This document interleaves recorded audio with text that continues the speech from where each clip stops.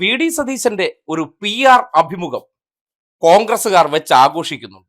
2.5 മണിക്കൂർ ചെന്നിരുന്ന് മുൻകൂട്ടി PR പണിയുടെ ഭാഗമായി സെറ്റിട്ട് നടത്തിയ അഭിമുഖം. ഞാനും എനിക്ക് പറയാനുള്ളതും അത് മുഴുവൻ പൈസ മേടിച്ച് കേട്ടോണ്ടിരിക്കുന്ന ഒരു അവതാരകനും.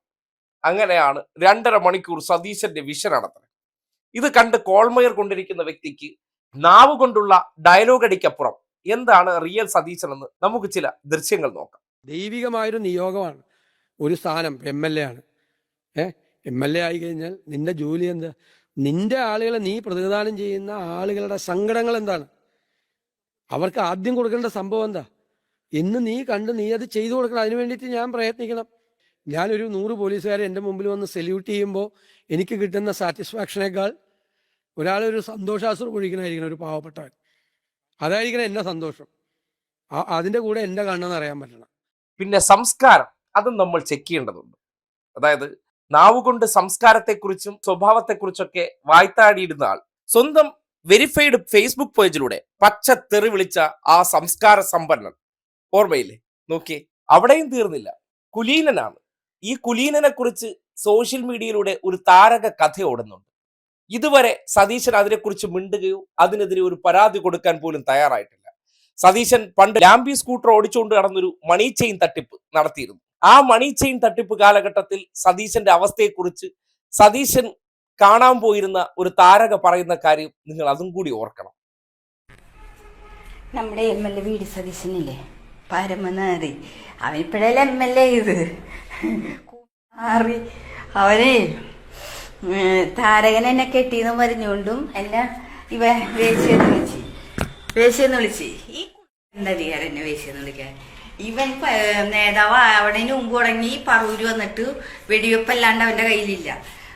സ്റ്റഡി അണ്ടർവെയർ കീറി വന്നവനെ താരകനാണ് ഇവിടെ ഇരുത്തി. പിന്നെയുമുണ്ട് സ്ത്രീകൾ തന്നെ, അതും കോൺഗ്രസ്സുകാർ തന്നെ പറയുന്നത്, സതീശനോട് വന്ന വഴി മറക്കരുത്.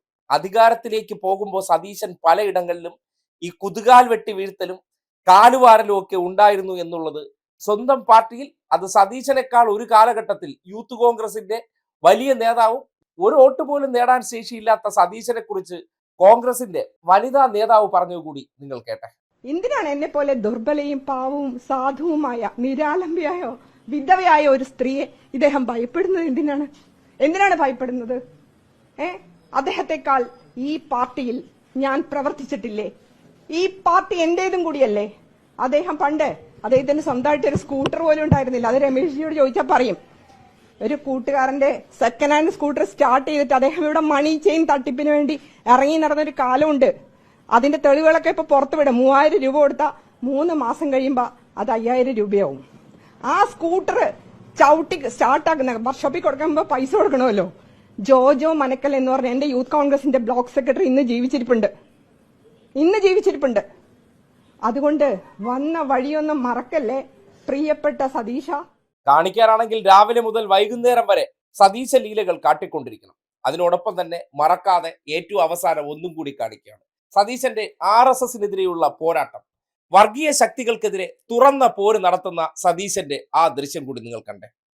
നോക്കിയേ, ശാഖയ്ക്കകത്ത് പോയി വിളക്ക് കൊളുത്തി നിന്ന് ഗോൾവാൾക്കറോട് തൊഴുത് അനുഗ്രഹം മേടിച്ചുകൊണ്ടാണ് RSSനെ പ്രതിരോധിക്കുന്നത്.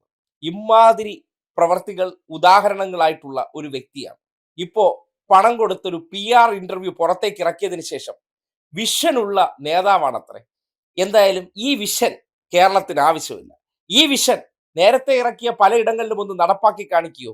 എന്തിനേറെ പറയുന്നു, പിരിച്ചെടുത്ത പൈസ വയനാട് ദുരന്തത്തിന്റെ പേരിൽ ആ പൈസ പോലും മര്യാദയ്ക്ക് ഒരു വീട് വയ്ക്കാതെ സ്ഥലം പോലും മേടിക്കാതെ ഈ നാട്ടിലെ നല്ല മനസ്സിന് ഉടമകളായവരെ ഒരു ദുരന്തത്തിന്റെ കാര്യം പറഞ്ഞ് അവരുടെ ആ മനസ്സിനെ ചൂഷണം ചെയ്ത് പിരിച്ചെടുത്ത പൈസ ഇതുവരെ പുട്ടടിച്ചതല്ലാതെ മറ്റൊരു കാര്യവും ചെയ്യാത്ത സതീശന്റെ ഈ വിഷനെ കുറിച്ചൊക്കെ പറയുമ്പോൾ കോൺഗ്രസ്സുകാർ കണ്ണും തള്ളി ഇരിക്കുന്നുണ്ടെങ്കിൽ, അല്ലെങ്കിൽ ലീഗന്മാർ വലിയ സംഭവമാണെന്ന് പറയുകയാണെങ്കിൽ അവിടെയാണ് ഇവരെ പട്ട തെങ്ങെന്ന് നമ്മൾ വിളിക്കുന്നത്. പട്ട തെങ്ങെന്ന് പറഞ്ഞാൽ മണ്ട പോയി കഴിഞ്ഞ് ഇനി വളർച്ചയില്ല. ഇതൊക്കെ കേട്ട് ഇങ്ങനെ വായും പൊളിച്ചിരിക്കാം. ഈ നാടിനെ എങ്ങനെ കുട്ടിച്ചോറാക്കാമെന്നും ഇവിടെ വർഗീയത വളർത്തി അധികാരം പിടിക്കാൻ ശ്രമിക്കുന്ന ഒരു വ്യക്തിയുടെ ഇത്തരം ജൽപ്പനങ്ങളൊക്കെ വലിയ സംഭവമാക്കി അവതരിപ്പിക്കുമ്പോൾ കഴിഞ്ഞ 10 വർഷത്തിനിടയിൽ കേരളത്തിൽ എന്ത് മാറ്റമുണ്ടായി എന്ന് അത് അനുഭവിക്കുന്ന നാട്ടുകാർക്കറിയാം. അതുകൊണ്ടാണ് സതീശന് രാഷ്ട്രീയം പറയാനില്ലാതെ മാധ്യമങ്ങളിലൂടെ പലതരത്തിലുള്ള കുപ്രചരണങ്ങളും വ്യാജത്തരങ്ങളും ഇറക്കി വിടുന്നത്. അതിനപ്പുറത്തേക്ക് 10 വർഷത്തെ സർക്കാരിന്റെ പ്രവർത്തനങ്ങളെ കുറിച്ച് എന്ത് ചെയ്തില്ല എന്ന് പറയാൻ സതീശൻ ഇപ്പോഴും പഴകി തുരുമ്പിച്ച ഡയലോഗ് എന്നതിനപ്പുറം ജനങ്ങൾക്ക് പരാതിയില്ലാത്ത കാര്യങ്ങൾ മാത്രമേ ഉള്ളൂ എന്നർത്ഥം. അവിടെയാണ് ഇത്തരം ഗിമ്മിക്കുകളുമായിട്ട് പ്രവേശനം ചെയ്യുന്നത്. ആരും വീണുപോവല്ലേ, ഇതിനേക്കാൾ വലുതൊക്കെ ഇനിയും വരാനിരിക്കുന്നേ ഉള്ളൂ. ഇതൊക്കെ സതീശന്റെ സാമ്പിൾ വെടിക്കെട്ടുകളാണെന്ന് തിരിച്ചറിയുക. ഓസ്ട്രിയയിലും പിന്നീട് അബുദാബിയിലൊക്കെ അദ്ദേഹം ക്ഷീണം മാറ്റാൻ പോയിട്ട് വന്നപ്പോ വെട്ടിക്കണക്കിന് പണം കൂടി പിരിവെടുത്ത് കൊണ്ടുവന്നിട്ടുണ്ട്. അത് എവിടെയൊക്കെ ചെലവഴിച്ച് സ്വന്തം ബ്രാൻഡ് ഉയർത്താനുള്ള പരിശ്രമമാണെന്ന് തിരിച്ചറിയണം. ബർമിഹാമിൽ ക്ലൈമറ്റ് റെസീലിയൻസിനെ സംബന്ധിച്ച ഒരു വലിയ സെമിനാറിൽ സംസാരിക്കാൻ എന്നെ ഗസ്റ്റായി വിളിച്ചപ്പോൾ ഞാൻ അവിടെ നടത്തിയ പ്രസംഗത്തിന്റെ CD ആണ് അദ്ദേഹം പറയുന്നത്. ഈ CD എന്റെ ഫേസ്ബുക്ക് പോസ്റ്റിൽ ഇട്ടിരുന്നതാണ്. ഞാൻ വിദേശ രാജ്യത്ത് ഒരു സ്ഥലത്ത് പോയിട്ട് എന്റെ പുനർജനി പദ്ധതിക്ക് വേണ്ടി ₹1 പോലും പിരിച്ചിട്ടില്ല. Around the table, 10 people are there. You are helping 5 families. I am going to give 5 sewing machines to 5 families. They lost their sewing machine. When they get the sewing machine, they can start their life. Actually, you are helping around the table. You are helping 5 families. When you are raising 500 pounds, that will help 5 families. ഞാൻ ലണ്ടനിലെ ബർമിഹാമിൽ Gulf രാജ്യങ്ങളിൽ ഞാൻ പോയി presentation നടത്തി ഞാൻ സഹായം മേടിച്ചിട്ടുണ്ട്. ലണ്ടനിൽ ഞാൻ പോയി കഴിഞ്ഞപ്പോൾ ഒരു മലയാളി വനിതയാണ് തിരുവനന്തപുരത്തുകാരി. ഒന്ന് വിളിച്ചോക്കപ്പോ എവിടെയുള്ളതെന്ന് പത്രക്കാരോട് പറഞ്ഞിട്ട് എന്തൊരു മോശമാണ്.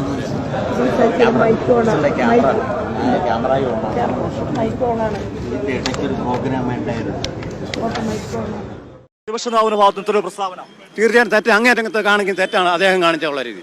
അതിനകത്ത് 100% ഞങ്ങൾ മൊത്തം അദ്ദേഹം ഒരു പ്രതിപക്ഷ നേതാവല്ല. ഇവിടെ എങ്ങാനും വരുവാണ് ചെവിക്കുരി നോക്കി 2 കൊടുക്കണം ഞങ്ങൾ പറയുന്നത്. അത്ര നാറിയാണ്, അത്ര വിഷമമുണ്ട്, അതുകൊണ്ടാണ് പറയുന്നത്.